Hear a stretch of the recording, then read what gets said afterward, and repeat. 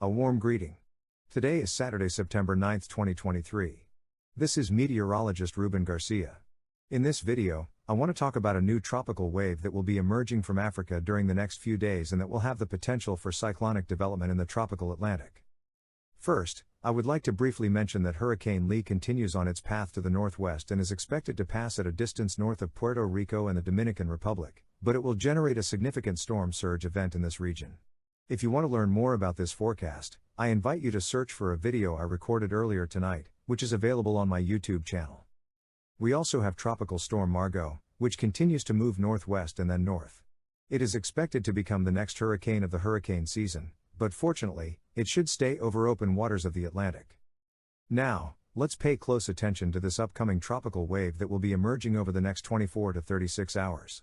Global models show that it has the potential for cyclonic development by the middle and end of next week in the Atlantic region. Although the National Hurricane Center has not marked it as an area of interest for cyclonic development at the moment, it is very likely that they will do so in the next 24 hours. Remember that tomorrow is the peak of the hurricane season, and sea surface temperatures in the tropical Atlantic remain very warm. Additionally, we are in a favorable phase of the Madden-Julian oscillation, which will continue to favor cyclone formation in the Atlantic. It seems that the rest of September will be quite active. This is atypical in seasons with the El Niño phenomenon. Note that the Madden-Julian oscillation is expected to remain nearly stationary over Africa and the Indian Ocean, creating favorable conditions for cyclone formation in the tropical Atlantic. So, we have seen that between the El Niño phenomenon and record warm temperatures dominate and result in increased cyclonic activity. Let's see what the models show regarding this new tropical wave. Here, during Tuesday afternoon hours, we have a low-pressure system moving south of Cape Verde, and the GFS model develops a tropical depression during Thursday or Friday, midway between the Caribbean and the Cape Verde Islands. In the medium to long term, although it strengthens this possible new cyclone into a strong hurricane, it maintains a trajectory possibly to the northwest and north. This would take the system away from the Caribbean region. However, this is a long-term forecast, and we will be seeing several variations among the models. We will continue to monitor what happens. Also, note that the GFS model continues to develop other cyclones for the end of September. Let's look at the forecast from the European model. During Tuesday night or Wednesday morning hours, it has a low-pressure system moving southwest of Cape Verde, and then, during Friday or Saturday of the next week, it develops a tropical depression, but also with a trajectory to the northwest, staying away from the Caribbean. The UK model also agrees with this forecast. It has a tropical storm developing between Thursday and Friday but with a northwestward movement.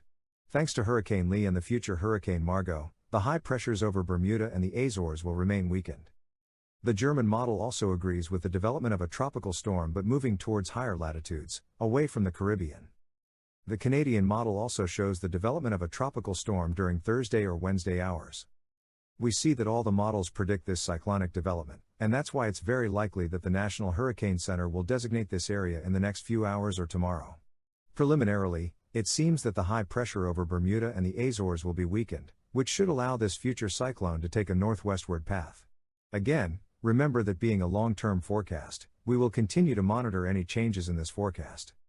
For now, we can be calm in the eastern Caribbean region since most members of the GFS model ensemble develop a tropical depression or tropical storm during the end of next week, but they also have that northwestward trajectory.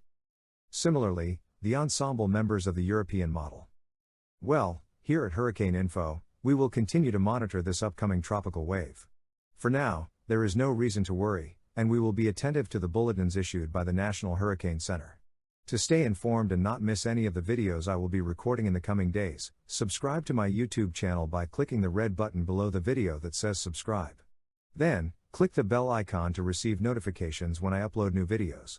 I hope everyone continues to have an excellent weekend, until tomorrow with a new update on this forecast. Goodbye.